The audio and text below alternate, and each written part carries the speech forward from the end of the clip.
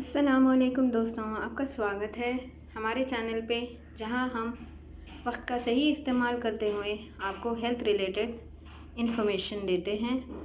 आज का वीडियो हमारा इनफर्टिलिटी यानी बांझपन पर है।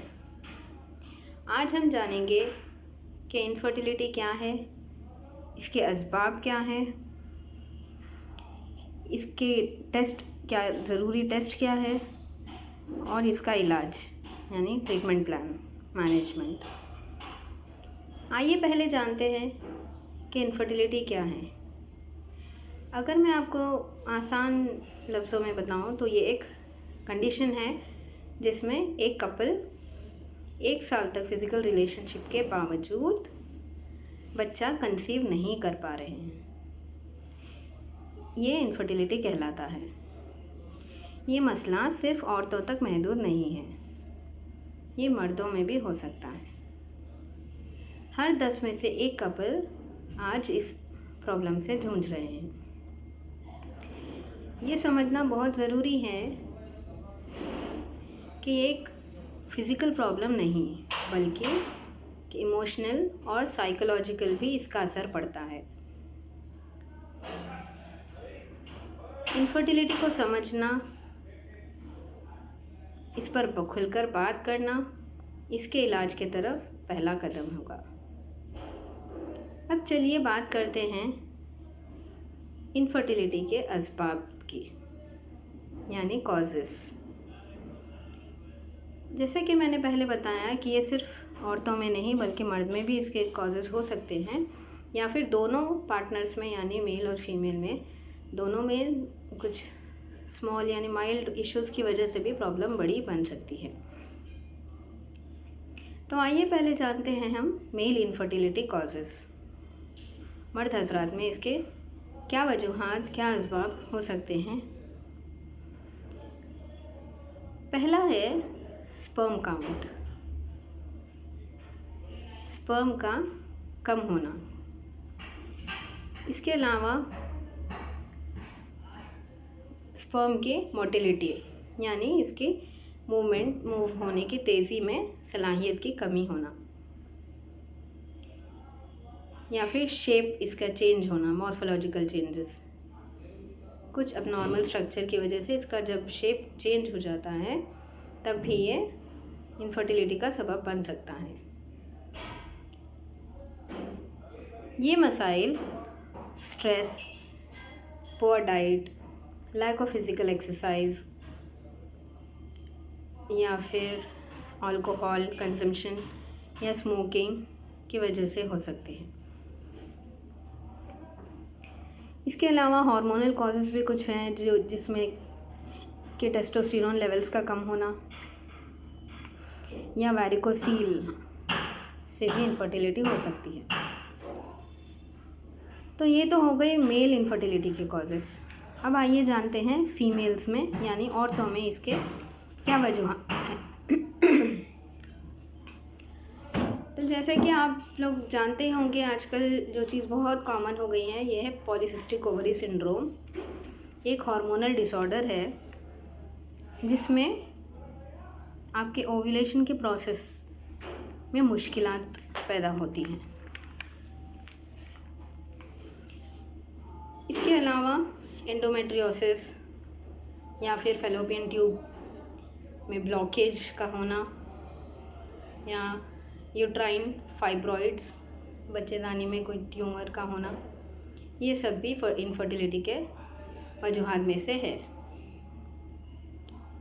इसके लिए भी कहीं ना कहीं आपके स्ट्रेस लेवल्स या पुअर डाइट या आपका वेट मैनेजमेंट सही नहीं रहना, ये बहुत ज़रूरी है। आपको हेल्दी लाइफस्टाइल मेंटेन करना ज़रूरी है। इन मसाइल की वजह से भी फीमेल इनफर्टिलिटी हो सकती है। अब ये तो हो गए इसके असबाब यानी वजूहात। आइए अब जानते हैं कि इसके लिए हम क्या टेस्ट ज़रूरी है। Basic test, advance test. तो मर्द में जैसे कि मैंने बताया कि sperm count, sperm motility sperm morphology, ये तीनों हम जानेंगे सीमेन एनालिसिस में। तो सबसे पहले तो सीमेन एनालिसिस कराना ज़रूरी है मर्द हज़रात के लिए। अगर ये सब भी अगर नॉर्मल हुआ तो आगे हम एडवांस टेस्ट करते हैं, जैसे कि हार्मोनल टेस्टिंग, जिसमें देखा जाता है कि टेस्टोस्टेरोन लेवल्स क्या है, नॉर्मल लेवल्स है या नहीं। इसके अलावा पेल्विक अल्ट्रासाउंड, स्क्रोटल अल्ट्रासाउंड ज़रूरी है। चलते हैं फीमेल्स की तरफ। फीमेल्स में ओव्यूलेशन का प्रोसेस देखना ज़रूरी है कि ये सही से हो रहा है या नहीं। इसके लिए हम कुछ टेस्ट कराते हैं, जैसे कि हार्मोन टेस्ट, LH और progesterone, luteinizing hormone and progesterone levels check करते हैं। आगे एडवांस टेस्ट जैसे कि पेल्विक अल्ट्रासाउंड, और जिसमें हम ओवरीज और यूट्रस का कंडीशन देखते हैं। अगर ये सब भी नॉर्मल हुए तो फिर हम आगे हिस्ट्रोसेल्पिंगोग्राम या फिर लैप्रोस्कोपी कर देखते हैं ज़रूरत पड़ने पर। कॉम्प्लेक्स केसेस में इसकी ज़रूरत पड़ सकती है। अब जैसे कि हमने देखा कि इसके असबाब क्या है, वजूहत, और इसके लिए क्या टेस्ट ज़रूरी है। आगे हम जानेंगे कि ट्रीटमेंट प्लान यानी इसका इलाज कैसे करेंगे और क्या ज़रूरत है। तो जब हमें पता चल चुका है कि ये वजूहात है, उसके अकॉर्डिंगली आपके डॉक्टर ट्रीटमेंट प्लान करते हैं। तो क्योंकि हर कपल अलग होता है, तो हर कपल में ट्रीटमेंट प्लान भी मुख्तलिफ होता है। इसके हिसाब से हम उसे ट्रीटमेंट एडवाइस करते हैं। जो सबसे पहले बेसिक है वो है लाइफस्टाइल मॉडिफिकेशन, जो कि बहुत बड़ा रीज़न है और काफ़ी लोग इससे अनजान भी होते हैं। तो लाइफस्टाइल मॉडिफिकेशन में आपका हेल्दी डाइट लेना है, हेल्दी वेट मेंटेन करना है, अल्कोहल और स्मोकिंग से दूर रहना है, ये ज़रूरी है हेल्दी लाइफस्टाइल के लिए। लाइफस्टाइल चेंजेस ज़रूरी है।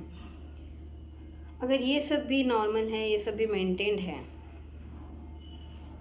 फिर हम आगे चलते हैं हार्मोनल ट्रीटमेंट की तरफ, जिसमें हम हार्मोनल बैलेंस करने के लिए ओरल टैबलेट्स या फिर इंजेक्शंस देते हैं, हार्मोनल इंजेक्शंस। कई सारे PCOS केसेस में मेटफॉर्मिन भी दिया जाता है, जो कि बहुत इफ़ेक्टिव होता है। अब चलते हैं एडवांस टेक्निक, जो है ART, रिप्रोडक्टिव टेक्निक्स, जिसमें हम IUI और IVF प्लान करते हैं, इंट्रायूट्राइन इंसेमिनेशन और इन विट्रो फर्टिलाइजेशन। IVF में एग और स्पर्म को बाहर फर्टिलाइज करके एम्ब्रियो को यूट्रस में ट्रांसफ़र किया जाता है। दोस्तों, इनफर्टिलिटी का सफ़र आसान नहीं होता। ये एक इमोशनल और साइकोलॉजिकल भी बहुत तकलीफ़देह होता है। तो इसमें इस वक्त पे सपोर्ट लेना और देना दोनों बहुत ज़रूरी हैं। काउंसलिंग और सपोर्ट ग्रुप्स से आपको इसकी मदद मिल सकती है। अपने पार्टनर से इस पर खुलकर बात करें।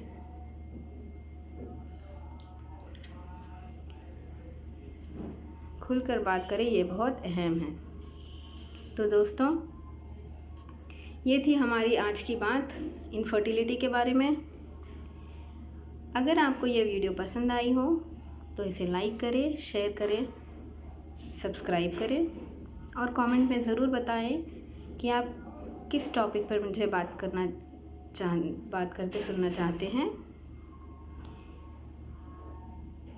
ताकि आप और आपके अपने हेल्थ रिलेटेड इन्फॉर्मेशन से लाइल्म ना रहें। खुदा हाफिज़। और याद रहें, सेहत है तो सब कुछ है। अपना और अपनों का ख्याल रखें। अल्लाह हाफिज़।